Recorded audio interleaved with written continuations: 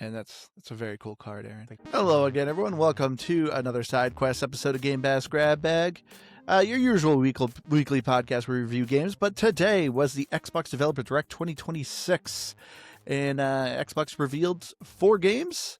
And so I am your hardcore gamer host, Andrew, and I am joined by our current stand-in noob, Aaron. Thanks for having me. And technically, they revealed 3 games, and they had a surprise 4th game in there. That was not... Did they not reveal it, Aaron? They did reveal it, but it was not originally displayed 4 reveals. That a 4th game was going to be there. It wasn't Shadow Drop, though. I think a lot of people were hoping for the Shadow Drop. Everyone wants I a know. Shadow Ever Drop. since Xbox did it, now it's just like, oh, they're going to Shadow Drop something. It just... I know. Every time these directs comes up, people are just, there's a Shadow Drop. There's got to be one. And it's just...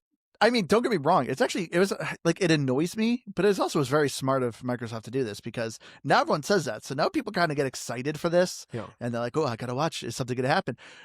They did actually technically Shadow Drop, I think last year too. Oblivion. Oblivion was Shadow Dropped, wasn't it? No, it wasn't Shadow Drop it was Shadow Drop, but not during the Developer Direct. You're right. I think it was last year's when they revealed Ninja Gaiden. They Shadow Dropped the remake of Ninja Gaiden 1? Yeah, you could be right. Or 2. It was 2. You could be right. So technically, yeah, I guess they Shadow Dropped a game last year as well. But I will say, everyone at least knows there's going to be at least 4 games that are going to be announced. So right off the bat on this Developer Direct, they only showed 3, and it's just like, okay, well, there's going to be a 4th. Yeah. What's the 4th? People were calling that out pretty much right away. So it was probably the least surprising surprise game. I mean, it was very surprising to me. Well, it wasn't surprising that there was a 4th game. I've always been curious. Do you think it actually hurts them to just be like, because I don't know, when you want people hyped up, no, Microsoft bought the studio of Double Fine. No, I'm sorry if you didn't watch the Direct. No. Double Fine was the hidden studio that came out. We'll get into the details. We'll break down each game and we can kind of talk about that. In a minute. Yep. But anyway, before I guess we get into this, I just want to quick remind everyone, please make sure you're checking us out on Spotify for the next month or so. We're trying to get partner program. We're very close. So if you could give us that extra push, that'd be greatly appreciated. And also too, since we're doing a side quest episode, I thought we'd read some of the comments that we got recently. So first off, thank you to ID No, who wrote that we should, he said, "Yo guys, I'm new here, but I asked if you could do Call of Duty World War II. I did not think people still liked. I thought Call of Duty World War II was actually not a favorite. You know, it's funny because to me, I think that was probably the last great Call of Duty campaign. When you said that, I thought about it. I was like, you actually might be right. Yeah, I mean, just sad. I mean, it's sad, but it just kind of makes sense because it was a grounded game. So, World War II was not the last Call of Duty in World War II because that was Vanguard. Yeah, which I've heard that was pretty bad. I don't remember that single player at all. Maybe I never played it. I might not have. It's like 50-50 if I'm going to play the multiplayers, and most times, if it's a World War II focused one, I'm going to play that one. And some of the earlier Black Ops were all pretty good. But nowadays, they're just kind of unplayable. So I would be interested in going back to that one. I don't know if there's people out there that want to hear it. But if you do, if you think Call of Duty World War II would be an interesting one to go back to, leave a comment. These are all comments off of Spotify, correct? Correct. All right, so leave it on Spotify. Yeah, or you can talk to us directly on our Discord.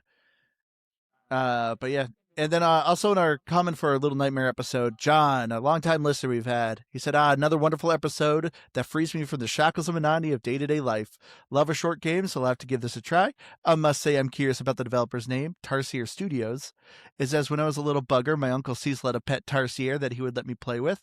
Its name was Felix, and I whittled away so many weekend hours playing with the little guy. That is until he croaked, but will always hold a special place in my heart for Felix. R.I.P. Felix. Yeah, we're thinking about you today, Felix. Yeah, John, if you guys have been paying attention to the comment section on Spotify, you'll see John is kind of a legendary commentator at this point.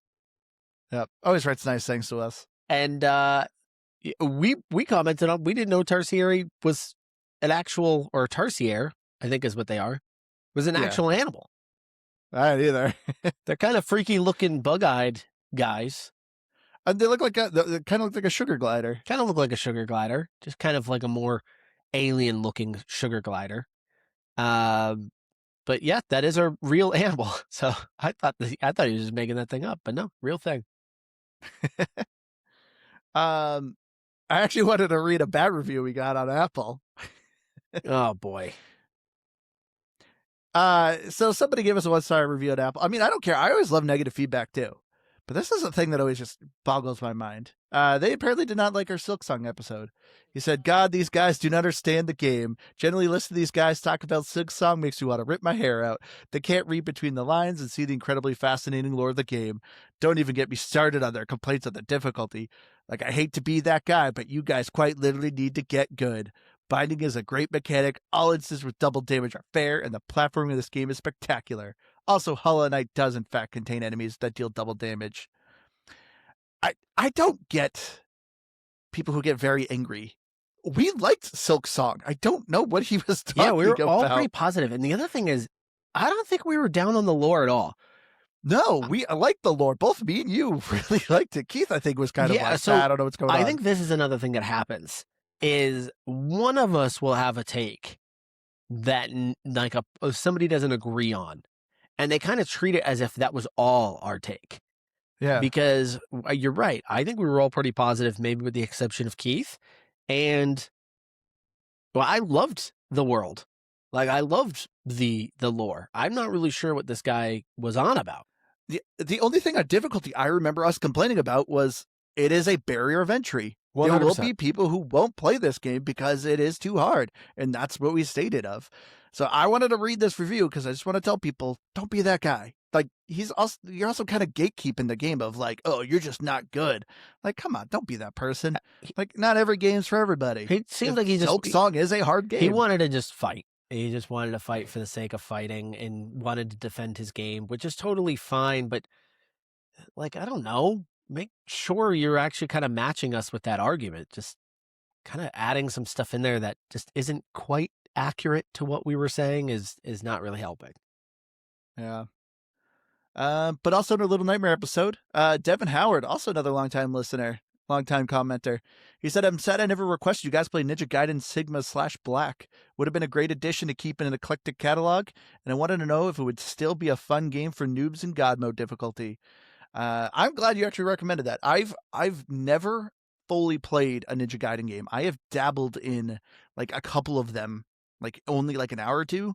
But anytime those games kind of come around, I always have so many other games on my plate that I've never gotten to a Ninja Gaiden game. Also interesting timing with that because Ninja Gaiden Ragebound dropped yesterday? Yeah. I think it's dropped yesterday on Game Pass. 2D action platformer? Yeah. Or just 2D platformer? So I'm with you. I've never played a Ninja Gaiden game, so I'm not really sure what to expect. They're supposed to be crazy hard though, right? That's like their thing? Yeah. Yes. I remember, so the one I played most of, I believe, was 1. And I think it was like the original one that was on the 360. Yeah. And I remember getting very frustrated with ninjas that were throwing dynamite at me. But that's literally all I really remember about that game. I just remember it's just ninjas throwing dynamite at me. And I was like, what is this? This is annoying. But, they're supposed to be no. And I'm curious, like, are they still that hard? Yeah. Because, like, obviously nowadays, case in point, the one I read of Silk Song and, our Dark Souls that you've been getting, like, is it actually still that hard of a game? I'm sure it is for a dummy like me. I'm sure I would be very frustrated with it, but I'd be interested in trying them at least, for sure. But here, we'll do one more. Mass the Goat, he wrote, I think you guys would enjoy Chivalry 2. The slasher genre is kind of a niche, but gameplay is super fun and immersive. It's like being inside of a medieval era siege that you see in movies. Keep up the good work. We actually played Chivalry 2, but we never did an episode, Aaron. Because I don't think it was on Game Pass at the time we played it. Yeah, I bought it. Yes, you did. And I remember I was over your house and we played it for a weekend. Yes. And I was hooked. It was a super fun game. And then when it came out on Game Pass, I did fire it back up and played. Gosh, I feel like I just played it for like 6 days straight and then just didn't pick it up again. I'd be interested in going back. I know that they've added a lot to the game over the Yeah. years. So I would be interested in going back and trying this one, but this is kind of one of my favorites. It is, there's nothing like it. Like there isn't another game out there that I could say it's just like that. Mordhouse. Well, yeah, but what's bigger? Mordhouse actually I think was first. Well, no, this is Chivalry 2. So yeah, I think Chivalry 1 came out and then Mordhouse. I think you're right. And I think the bigger series is the Chivalry game. Oh. Yeah. See, I bought Chivalry 2 because I originally bought Mordhouse because that was, I think, PC only. I think it eventually came to PlayStation, but my computer sucked. And so I was like, I can't do this. But then it was like, oh, Chivalry 2 is coming to Xbox. I was like, well, I'm buying that game. Yeah. And that game was great. So yeah, we might have to check that out. But anyway, thank you all for all you folks, wonderful folks who write us comments. Like I said, I always love the good feedback and the bad feedback. It always helps us improve. We always love hearing from people. But Aaron, we are here also to talk about the Developer Direct 2026. I gotta say, overall, what was your impressions of the show? It was okay. I would say, with the exception of one game, there's one game that obviously sticks out here. It's probably the one that everybody anticipated the most. Everything else was pretty standard fare. Like there wasn't anything that stuck out as like, oh wow, this is a really good Developer Direct. Now keep in mind, I watched these comments while I was watching the Developer Direct. I can't stand people still doing this. But when I got to the end, all the comments of, that's it, that's it, that's it. Oh my God. Yeah, that irritates me too. How have they It's not, like they clearly show you it's going to be 3 to 4 games. how have they not figured this out? These Developer Directs are not new. And they specifically tell you what they're going to show you. They're going to show you these things. It is not an E3 presentation. And yet every time there are people. So I don't want to sit here and come at this and compare it to E3. I'm saying all that to say, I'm not comparing it to, a huge thing. Just compared to other Developer Directs, this was kind of middle of the road for me. What about you? I actually would say this is a good to great. Yes, there wasn't anything that blew my socks off, but everything that I saw made me excited. Like it actually built me up. Because I think it was last year's. It was one of them. I want to say it was last year's, but when they had the surprise one, it was Visions of Mana. Yeah. I like that one. I remember I didn't like because they did that surprise of Visions of Mana, and I just remember that like the entire Developer Direct was like, "Hey, we're creating monsters, and the monsters are cool," and they just kept talking about the monsters, and I'm like, "What's the gameplay? What's the story?" Like, I remember like they did after they finished the Direct. I'm like, I don't know what that game is. Like, it looks like a third-person action RPG. I don't know. Like, it looked like it was a game that if you're a fan of the Visions of Mana series, you're gonna like it, but obviously those games haven't been on Xbox, and it's like that didn't make me excited. Yeah. But this one actually, like all of them, I felt like showed and presented. This is our game. This is what's new. This is what we're aiming for, and it actually made me like, okay, I get what's going on here now. So that's why for me, like, yeah, nothing blew me away, but this was a good one. So let's start with that then. So the first game that they showed off was Forza Horizon 6. Is this 6? Yes. Okay. Yep. It was the 6th one. Here's Which kind of my take on this one. all right. It's perfectly Forza, but nothing really new to the table. Yes and no. Okay, so I'm in the same boat with you. Like every year, the Forza keeps getting better and better. Or like, honestly, I feel like Forza, you've created the best. You've game. created the best one. You're just putting me in a new like, location. how do you improve it? And I don't hate that. So I just want to be clear. I will play this day one. I will love this. I know for a fact I will because there has not been a bad Forza Horizon game. I will love this one. But when you're looking at this Developer Direct, I don't even know. I don't need them to reinvent the wheel. So I'm not even watching that and saying I need new things. But the new things they did present are just, it's not going to move the needle for me one way or the other. I'm still going to play this game. I'm still going to like it. Am I going to do any of that stuff? Probably not much. No. See, but they announced one thing that got me excited. What? And it's I think we said it in our Forza 5 episode. And that's what I really wanted was for them to bring back a progression, because I felt like that's what lacked. Is the festival's huge now ever since 3, I believe. You know, the very first 1 and 2 is like, oh, you're a newbie, you got to rank up and get better for these races and unlock the cars and stuff like that. But by the third one, it was just like, no, you're already a prestige driver. You're just doing the things now.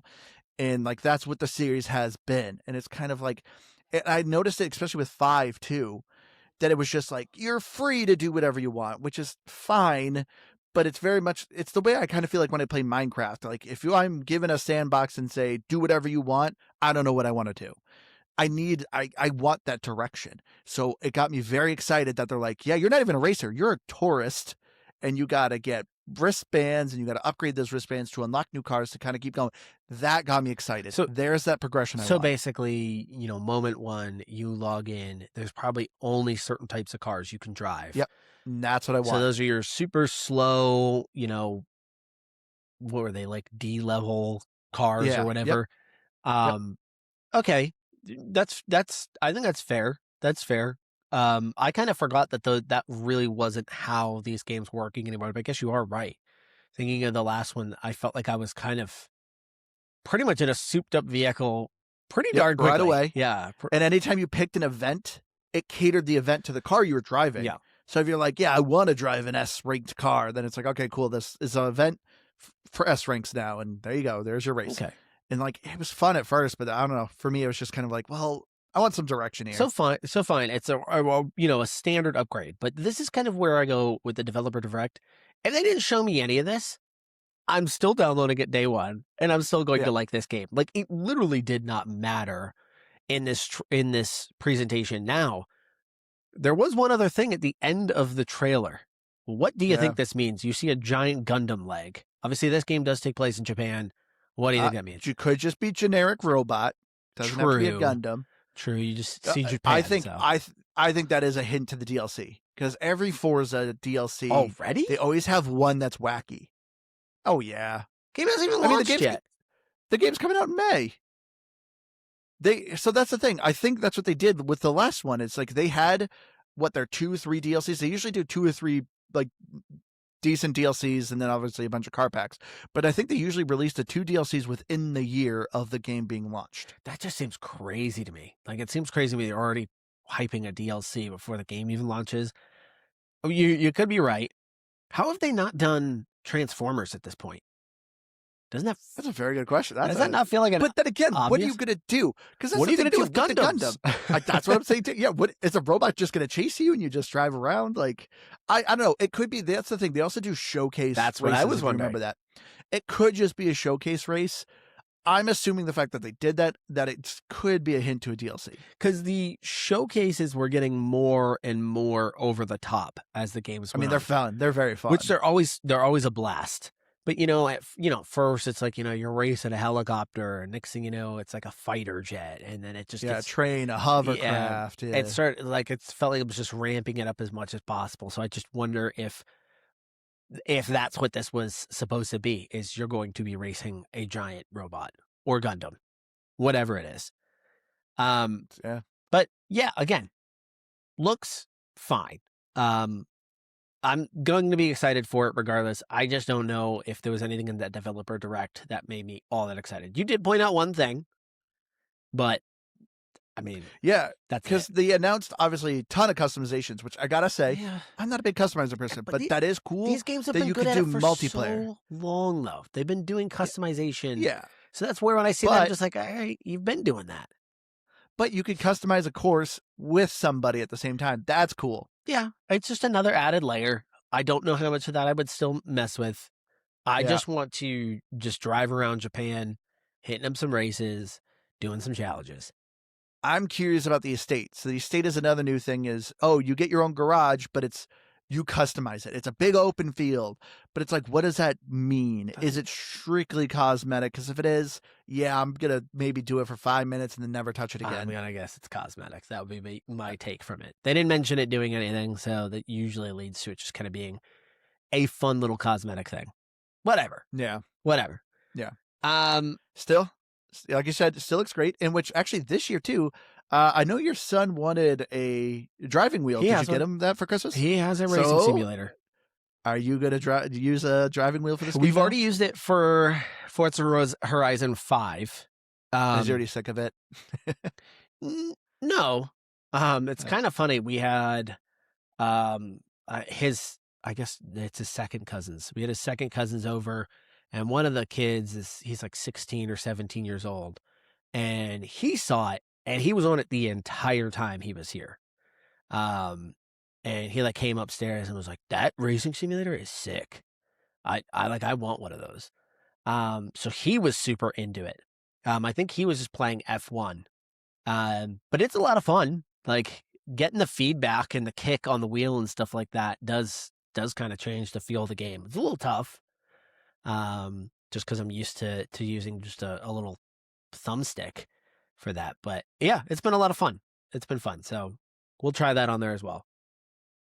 yeah, but this is the only game in the developer direct that actually had an exact date as to when it's coming out. Yep. But you could expect Forza Horizon 6 May 19th. Yep. Which they did also announce. They're like, well, it was already announced that it was coming to PlayStation, but I like they kind of said the PlayStation version's not ready. So I don't think it's a timed exclusive kind of thing. I think it is just like, yeah, we're obviously focusing on making sure the Xbox version's good. Then we'll fix up the PlayStation one. Yeah. Yep. But yeah, think I don't think they said anything. I think they said the PlayStation version will come out later this year. They just said later. Yeah. But yeah, following that though was Beast of Reincarnation by Game Freak. If you do not know, Game Freak, if you do not know, but you definitely do now after this direct, Game Freak is a studio that makes Pokemon. I started to laugh of how much they're like, we make Pokemon. With the Pokemon series, we make monsters. There's Pokemon. We do Pokemon. I'm like, okay, I get it. I get it, guys.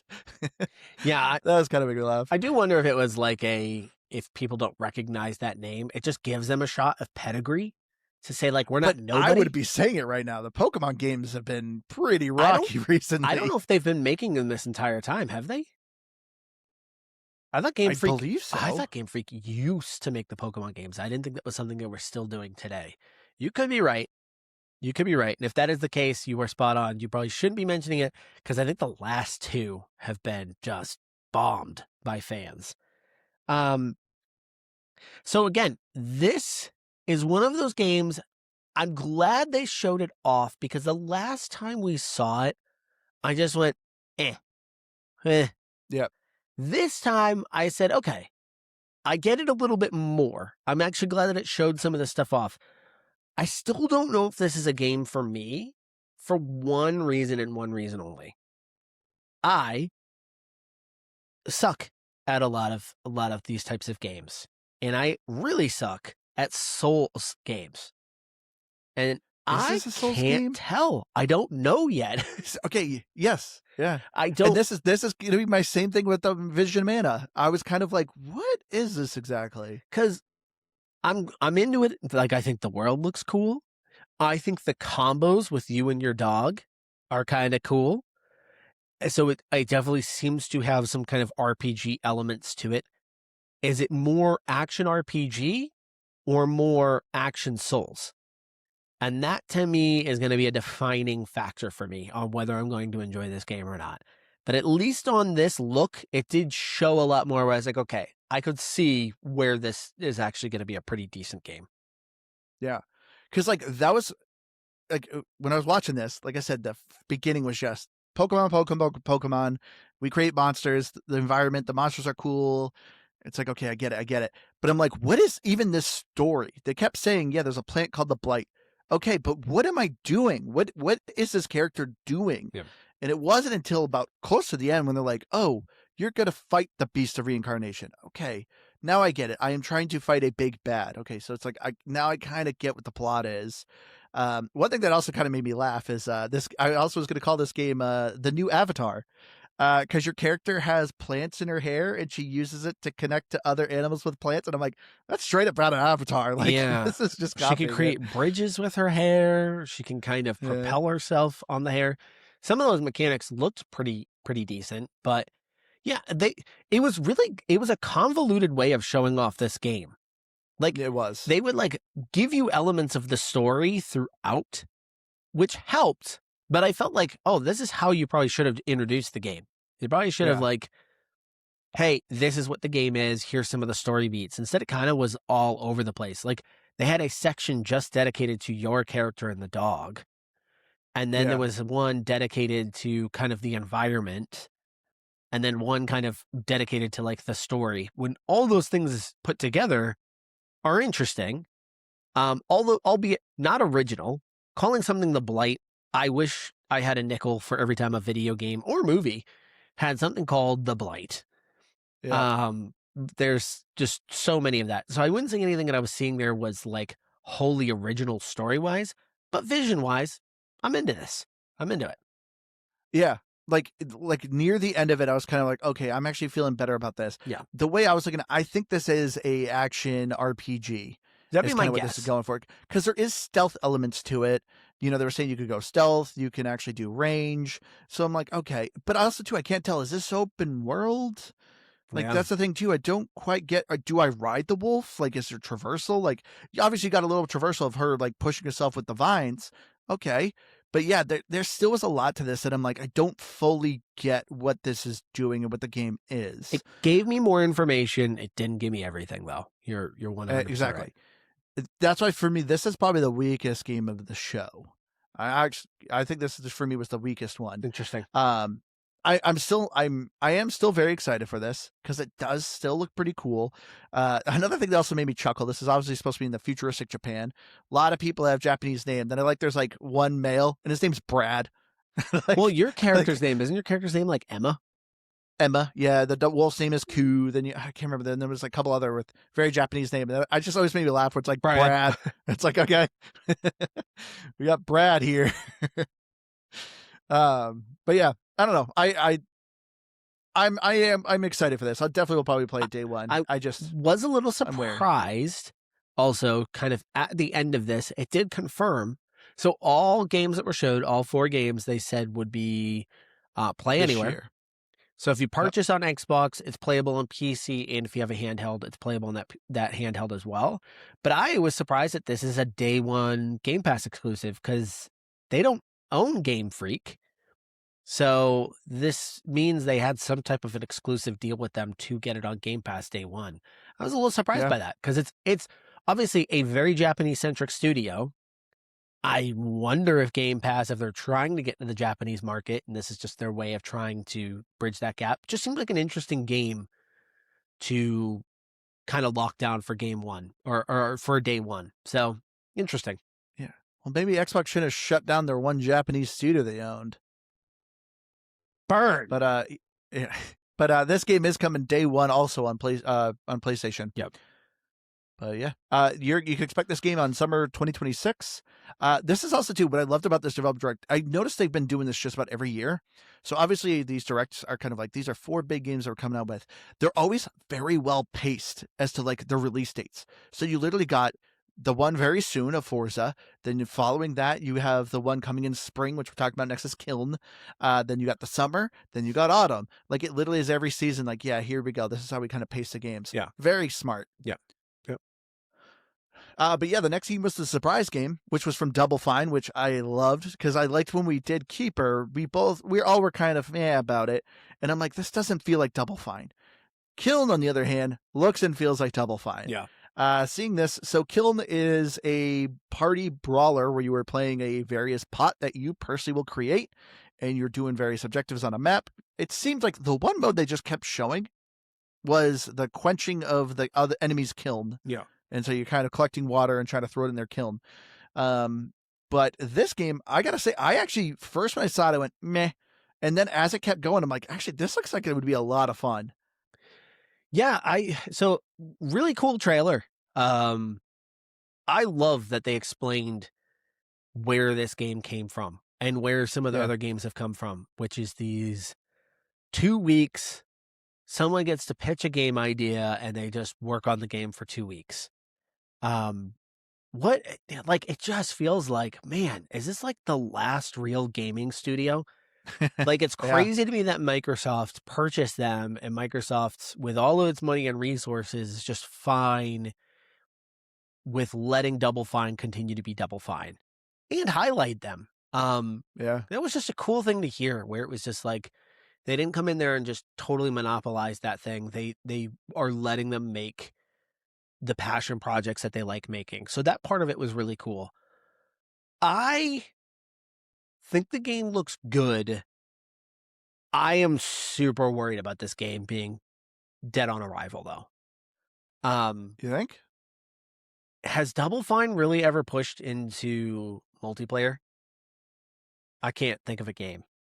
Heavy multiplayer, no. But one of the other Fortnite games they showed, Trenched, love that game. That was a co-op game. That was a tower defense, third-person mech tower defense game.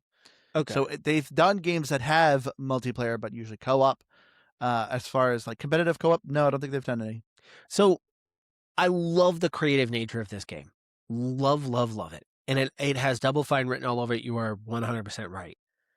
But what kind of bums me out about this is it being multiplayer focused is those games kind of struggle in today's market. Yeah. They kind of show up and their audience can die out really, really quickly. So it feels like one of these, like, man, unless they are willing to really invest something in this, even then, I don't know. Like, think about Fall Guys. Remember when Fall Guys hit the market? Kind of a similar idea. Kind of everybody gets complacent. I guess Fall Guys is still around. It's still doing its thing. Is. I don't know how popular it is. It was big for like 2 weeks. This also gave me vibes of like Splatoon. That kind of team-based, you trying to get stuff into the, trying to take out somebody's their other kiln. But again, how long can you keep that thing afloat? How long until everybody tries it out and walks away from it?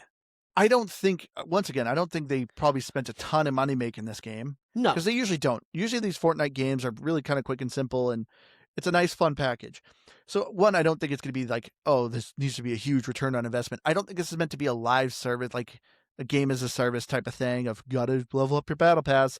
This does seem like something, I just want to play something fun, kind of just goofy for the weekend. Cool. Let me boot up Kiln. Yeah, but something I can kind of put down and forget about for a while. You're 100 dependent on other people playing it. That's true. So that's where I kind of fear of, is this something that really kind of exists for a month and then nobody's going back to it? And then if you do want to go play it, well, you just got to hope somebody else is on there. That's the thing that kind of bums me out about it. See, but I feel like me and Keith are, once again, perfect target audience. Because me and Keith, whatever reason, have gravitated to some weird, random multiplayer games. I remember one, it was called, I think it was like Hyperscape. It was a 2D MOBA. Me and Keith played that literally till they pulled the plug on that game. There was another one where you literally, it was like voxel where you literally create a creature. Me and Keith had a Pokemon. I was a Snorlax. He was like a Pikachu. And we dominated that. We got the Diamond League. Like, nobody played that game, but me and Keith, whatever reason, we're like, we're playing this. We're getting to the top of the leaderboard. Yeah, we got to the Diamond League, which was like the highest. But yeah, so to me, when I'm looking at this, I'm like, this looks like another one of those goofy, stupid multiplayer games that, for whatever reason, me and Keith are going to just be addicted to. Yeah. Yeah. I think there's going to be an audience there. It's just, again, when you think about Double Fine, you're thinking about, really memorable, beautifully crafted single player games. That's their bread and butter. So this goes into a territory of beautifully crafted multiplayer brawler that you're like, okay. I did love in this trailer, though, the level designs were super cool. Well, I have one issue. What's that? Was it just me, or was this game very dark? Like, why was there no lights? Like, to me, I'm like looking around. I'm like, I don't know if it's just how I'm seeing this video, but it is lacking lights. I didn't think it was that dark. That didn't stick out to me. Maybe you were just going blind. I don't know. I felt like I was seeing things just clearly. Every level was in a dark environment. I did feel like that. I didn't feel like anything was done in daylight, but I didn't think. But the reason why it like really stuck, obviously, there's a lot of flashing colors going on. Yeah. So it was very bright, and I wonder if that's just why the levels are darker. It's just so it's a higher contrast there, but it didn't seem that dark. I don't know. Like I said, I don't know. To me, it did. Like, yes, there's some neon lights and everything, but I don't know. I liked too that this is kind of a like class-based hero. I don't want to say shooter, but a hero game. And it's all depending on your pot Yeah. that you're making. Yeah. You choose whether you're a small lump of clay, medium, or large. And then you obviously personally design the vase, cup, whatever you want, and that's like your class. Oh, do you want to be a big old vase? Like you could carry a lot of water, you're much slower. Do you want to be a tiny saucer? Because that's the thing too, where when this game's coming up, like you can make whatever you want. I'm like, man, there's gonna be penises everywhere. Oh yeah. Everywhere. But no, but then like when I was seeing them create things, it's like, oh, it's kind of forcing you gotta make some sort of cup vase thing like that. And it's like, okay, never mind. I don't think there's gonna be a lot of grotesque stuff here. People will try though. People will try. Those elements, like the designing of the cup or vase, whatever you're building, bucket, that stuff kind of reminds me of like, gosh, what is Jackbox? That looks like a Jackbox style game where you would design something. Yeah. So when you're talking about kind of like a party brawler, like that's spot on. I just signed up for the beta. Oh, there you go. All right. Perfect. So there's a beta. If you want to sign up, go ahead and check it out. It's there. Because they announced that during the direct that they do have a closed beta coming up. Yeah. But no. I was one thing I was disappointed. Yeah, I feel like they only showed the one game mode where you are dousing water into the kiln. Couldn't figure out if that's all. Yeah, there was. And so that to me that was also kind of a little like, okay, that's kind of lame. I don't look at screenshots. This does look dark. It looks like it's on the darker side. I don't know. Didn't stick out to me. But anyway, you can expect Kiln. It is coming out in spring 2026. Yep. They did not announce other consoles for that one though, as far as I remember. I think it wouldn't surprise me though if they do. think Keeper went out on everything, didn't it? Yeah. So at least PC, I know that. Yeah, so I'd imagine it would follow the same route. Yeah, because it's a smaller game, so I don't think Xbox would care if it launched on all platforms at the same time. Especially if it's multiplayer, you need to get that player base. Good point. But finally, the last game, which definitely was probably I would say was my favorite game of the show, and that is Fable. I am so glad they did this. I have been so wary about Fable. Yep. Because anything they were showing, it did not feel like Fable. Everything they were showing, I'm like, this is Fable name alone. Because it seemed like, which I want to get your take on this. So they always kind of showed a character that was a female protagonist. Everyone, of course, depending where you sin, obviously people are like, duh, you're only female, sucks, blah, blah, blah. My biggest complaint about it was Fable always had a character creator. Honestly, I was trying to think about it today. Anytime there's a game with a morality system, you've always created your character. I don't think I could think of a game where you were forced in a specific protagonist and it had a morality system. Because I was thinking of like all the BioWare games did it, Fable. Yeah. And so it's like, to me, I was like, this is odd. Like, why would you not create a Fable? Because in other videos, it kept saying, this is your character. And it's like, well, then why can't I have a character creator? They finally announced it. You actually have a character creator in Fable. So glad they did. This looked like Fable. This made me so much more excited. I actually cannot wait for this game now. Yeah. So obviously Fable has been announced for a few years now. There seemed to be a lot of pushback on that character. So they went back and fixed the graphics. They then showed another trailer later on, and the character looked a little different, but then they still just kind of disappeared. So there were a lot of questions on whether it was in trouble or not. And then today's developer direct kind of maybe answers why it's kind of taken so long. So yeah, the character creator, awesome. I'm guessing it was not originally in there. So I kind of have a feeling that too. So it would be super cool if that was something that was added when they realized like, yeah, this is probably something we need to go back and do. It lives out, in my opinion, this seems to live out as close to what the original dream of Fable was supposed to be. Now, do you remember the original promise of the very first Fable? So we talked about it in our Fable episode, and we've gotten some negative reviews because we were very negative on Fable. So the thing about Peter Molyneux, so Lionhead Studios, which I also love that they called out Lionhead Studios in this. Yeah. So the R.I.P. Yeah, Lionhead. so the original Fable games were made by Lionhead Studios. Peter Molyneux was the head of that studio. He has a history. I mean, literally almost every game he's ever made of him overselling on the promise of what the game actually is. So Yeah, and the basically, last game of his ruined him. well, he says his next game is going to be his last one, the one that they just launched. It kind of, I don't know. If you go look at it, it looks like some other thing you've seen. But they call out Lionhead Studios and basically say this was their legacy and we just want to improve on it. The very first Fable, I remember he described about how the world would change on the decisions you made. And he used to say things like, if you cut a tree, the scar on that tree would still exist years later. You would still see that. And I remember just being like, that sounds incredible. And it never was Yeah. that. But this game looks like it's getting as close to that kind of feeling as possible. They mentioned there are over 1,000 characters in this game, each one of them individually named, individually voiced, and they work their normal day. You could follow them around all day as they go through. That had to take an eternity Yeah. to make that stuff work.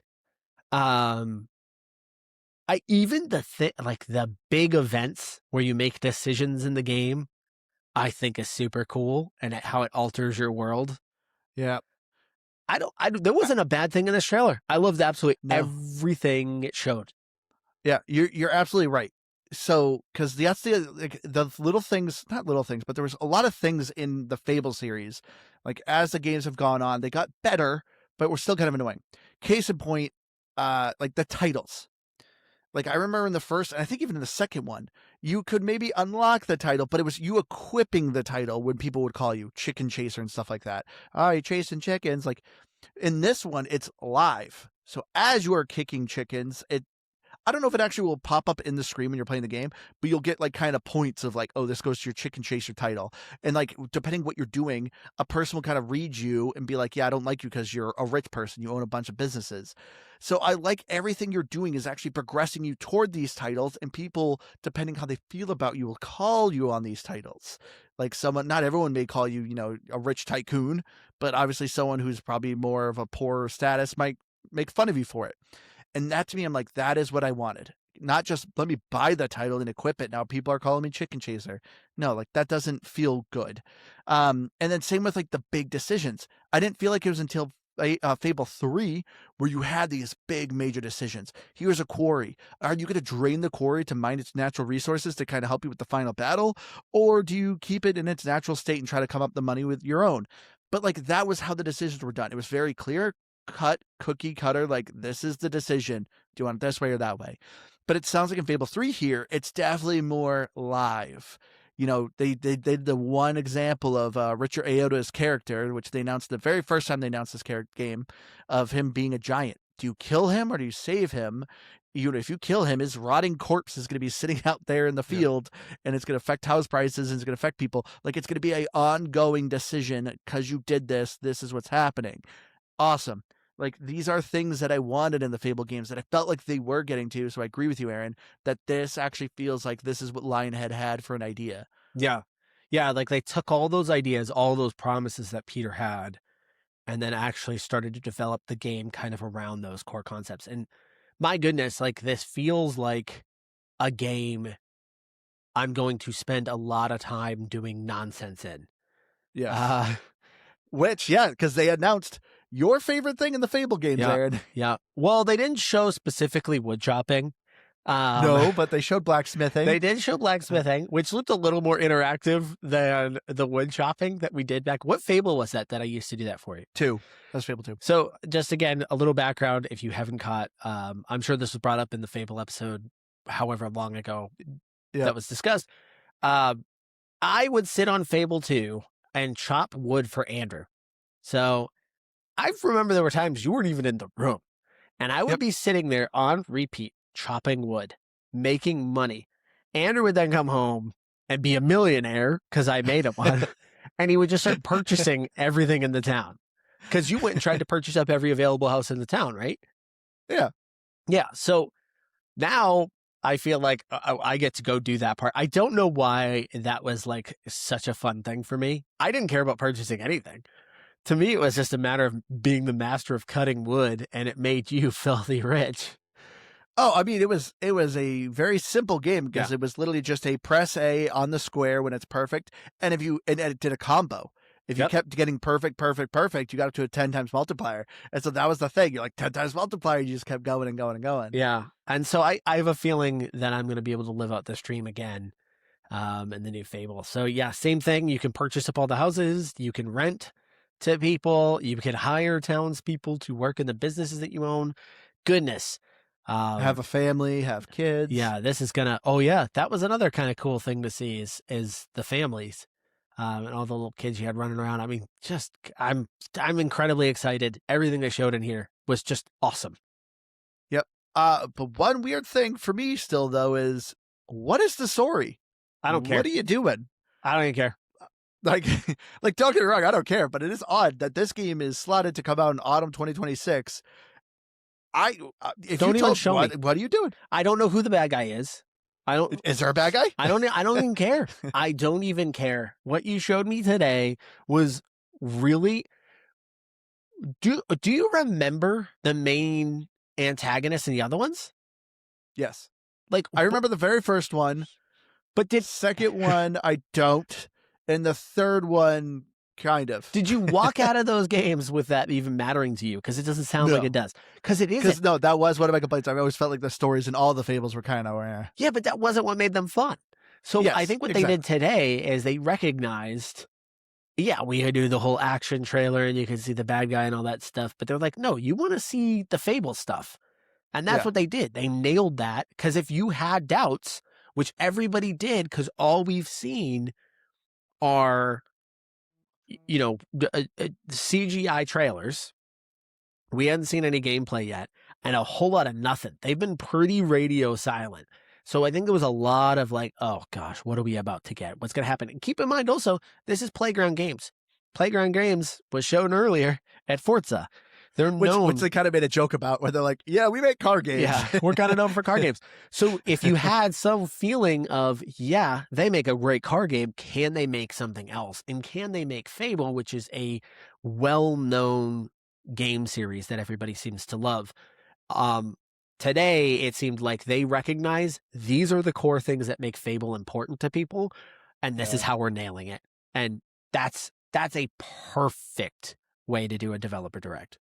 Yeah, so glad. Like this is to me why you needed to have developer directs, because that's the thing. A lot of people kind of question like, why don't you just do an E3? No. But to me, this was very much like, I am glad they had the developers on here explain this is Fable. We are bringing Fable back, and like, yes, I looked at this game and I'm like, this looks and feels like Fable now. I'm very excited. No, these developer directs are really smart because They are. It usually gives them an opportunity to explain why they made this game, like where it came from.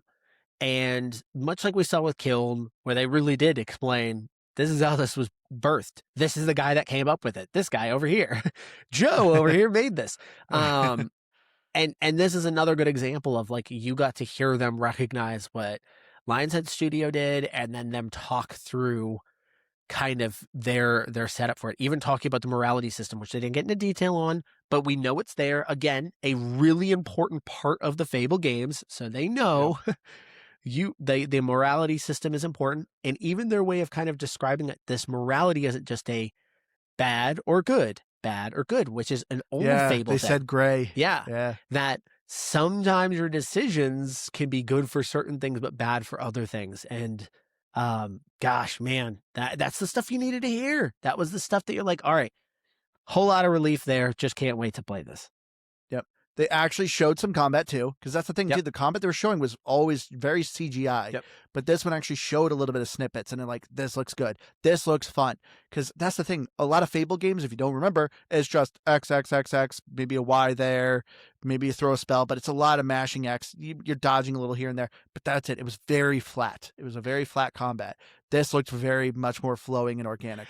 There was one scene that stuck out to me. I was like, oh, that's kind of cool.